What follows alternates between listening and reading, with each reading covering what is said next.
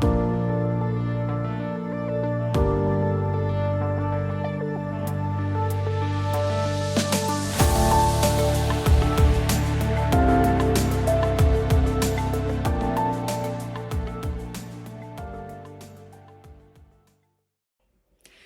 there, beautiful earth angels. Elvia Rowe, founder of angelsteach.com, back again for our November messages from the angels. And I am so excited about the messages for this month because I went on a little adventure that I want to share with you. And it, of course, involves something that is very sacred to me. And not only does it share ways to communicate with the angels that you guys can try if you feel inspired, but my prayer is also that these messages bring you exactly what you need right now. So it seemed to work. I got a lot of great feedback from the October video that you guys really liked the sort of setting a theme, finding something. Actually, I don't want to use the word finding, allowing something in your life that perhaps is a theme to be the container for the messages that are coming through for you.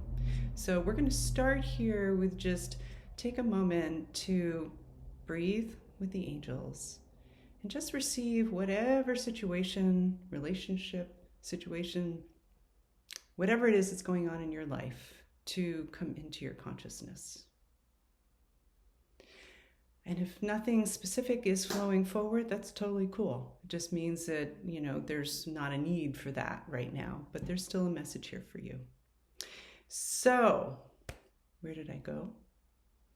I went to a bookstore. One of my favorite places. I love books. I can't say that I always have, but I certainly have in my adulthood. And I think it actually started when it just felt like this inspiration to read to our kids every night. That was our thing. Even when I was working a pretty intense corporate job, I would still come home and I would read every night to our kids. It was our routine. It was our connecting point. And I think that was the catalyst for me really loving children's books. I mean, we had so many. I've given a lot of them away now. But I've really grown my own relationship with books. And I just am always, finding reasons to read, and I just love it. So this is the place that I went to this morning, An Unlikely Story. It's this great little bookshop. Some of you in the Massachusetts area may know of it, but it's just this sweet, very creative, really lovely, lovely energy bookshop. So I invite you to choose between the numbers 1, 2, and 3, and come on inside with me, and we'll go on a little adventure. All right, so how I did this was as I entered the bookstore, and I'm going to show you a video in a minute. As I entered the bookstore, I just allowed my angels to show me where to go and then what book to choose. And I very much use my clairsentient sense. So I allow the angels to pull me, the energy to flow and to guide me. And, sometimes it's a seeing experience, sometimes it's a knowing experience, sometimes it's a hearing experience, sometimes it's all of it. Most of the time it's all of it. But in this particular case, when I'm shopping, because you can do this with any kind of shopping, no matter what it is, or just playing with the angels out in the world, is using the body as your divine instrument that it is to pull you where you need to go. So here is, for you folks that chose number 1, this is the experience that I had and that I am sharing with you.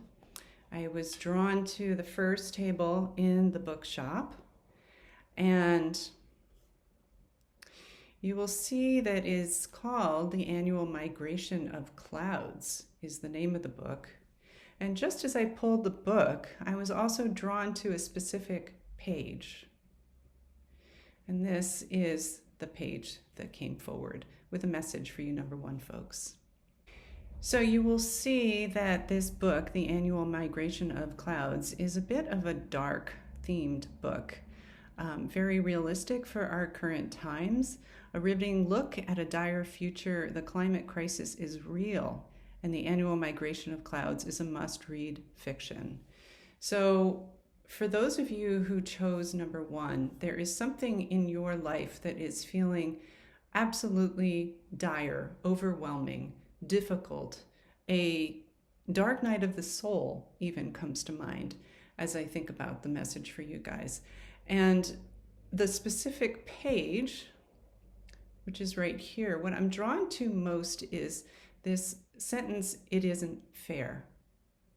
And this idea that whatever's going on, somewhere inside of you, you're feeling like it isn't fair.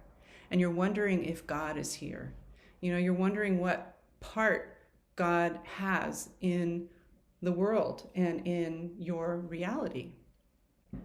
And so when I think about the message for the number one folks, I want to bring attention to the progression of the messages here because I did them in order. I'm recording these in order. So there's a story that's happening from message number one to message number two to message number three. And it's really about a journey of faith. And so for faith to build within you, many times it requires a dark night of the soul. It requires circumstances that feel so dire that we're forced to look at other alternatives. We're forced to really dig in and lean into our relationship with God, our relationship with Source, and understand it at a much deeper, and I'm going to say a paradigm shift kind of level. And so for those of you, again, who chose number one, my sense is that this is where you're at, that somewhere you're feeling this sense of overwhelm, of like, what the heck is going on? I don't know that I can handle this. That kind of life situation. And we've all had them, right? And these kinds of situations, again, are such rich and ripe opportunities for really getting sleeves rolled up, serious about relationship with God and what that really means, not just for you, but for the world. And I've really come to believe with all of my heart that the way that we can save the world is to do our own inner work. And of course, that requires a very healthy dose of faith. So if I were to encapsulate one message for you folks, number one is just to understand that you are in a faith-building phase of your life and that it is all good, and that as you deepen that connection with Source and make the decision to do that, that's key.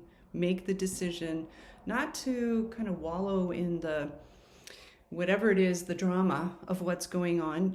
Of course, honoring the emotions. We're human, so you need to feel the grief, feel the sadness, feel the anger, all of those things.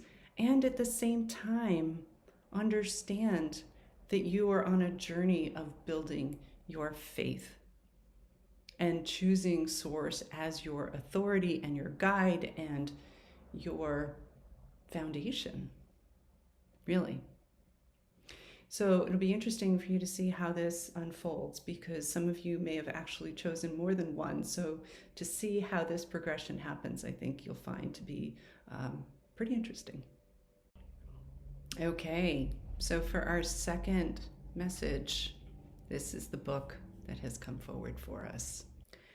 And again, I was using my body to know where to go. I knew it was over at this particular bookcase. It took a minute, but then it was like, yeah, bam. A short history of the world in animals. How fun is that? I actually ended up buying this book as a gift for my brother for Christmas. And so the animal that came forward for us is actually one of my favorites, the owl.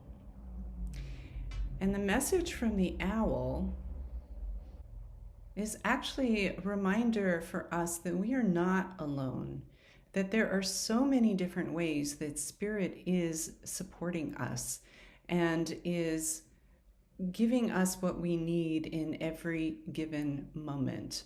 And I just love this image of the owl because it feels like the divine feminine rising with the moon crescents on either side of the owl's head, and just this whole 225 species of owl living in every continent is just really amazing to me.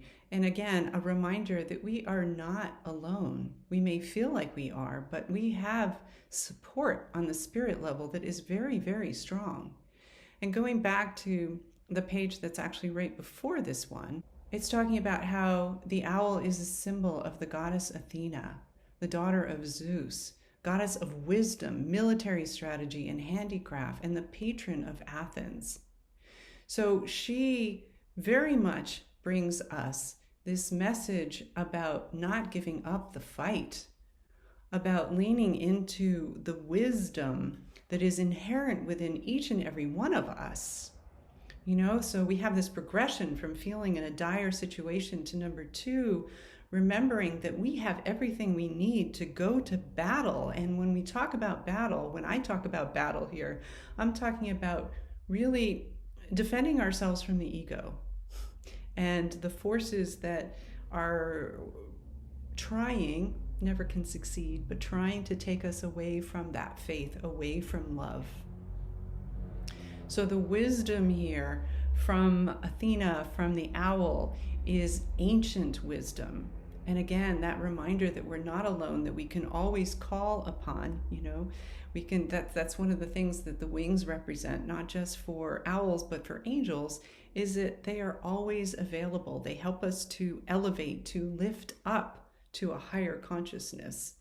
And you know, recognize that while life may seem like a battle sometimes, we have the ability through wisdom, through faith, through love to rise above that experience and really lean into love. So our last message, you number 3 folks, we're the last step on this unlikely story adventure that we've been on. Here is the video experience that I had finding that third book, that third message. And this one took a little bit longer to locate, but you'll notice what an incredible story this is, eh? And their children's section, the guy who started it actually is a children's author, so great children's story. And there's a little wink along the way here. I saw this book and I actually wondered if this was it. The Panda, the Cat, and the Dreadful Teddy, which I thought was just such a clever title, made me curious, but that wasn't it. It was just a little wink, and you may be feeling little winks along the way here as we come to our third book, which immediately came forward. As soon as I saw it, I heard, yes, this is it. This one actually came home with me too because I fell in love with it. So thank you, angels, for that. And coming up with the page here and the specific message. And here we go. So the message here was immediate, which is always a wonderful experience. And it came in with this kind of tying this story up of essentially all possible quantum eventualities can and do occur. And so what I want to really emphasize here is that we have more control over our own destiny and the destiny of the world than we realize. All quantum eventualities can occur. And yes, we can focus on the darker potential and possibilities, but I feel that as light workers, and especially for you number 3 people, really anybody watching this video, is that our responsibility is to do the work, to cleanse and heal and do our own personal journey work so that we can bring the love and light potentials to the forefront. So, yes, these other realities can and do exist, but that doesn't mean that we have to be experiencing them right here, right now.